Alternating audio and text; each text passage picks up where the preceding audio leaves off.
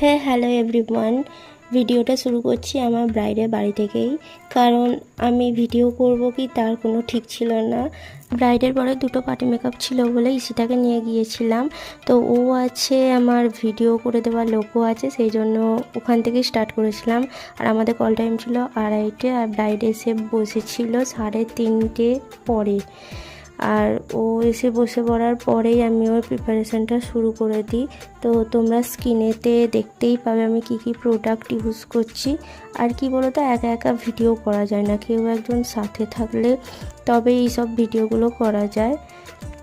আমার ব্রাইডের স্কিনটা normal to oily ছিল, তাই প্রিপারেশানটা সেইভাবেই করি। আর আজকে আমি করেছিলাম সপারেল দিয়ে। এই ফাউন্ডেশনটার কথা যত বলবো তত কম হবে। সপারেলের ফাউন্ডেশনটা এত সুন্দর ব্লেন্ড হয় যে কি বলবো, তোমরা সবাই এটা ইউজ করে দেখতে পারো। তারপর পাউডার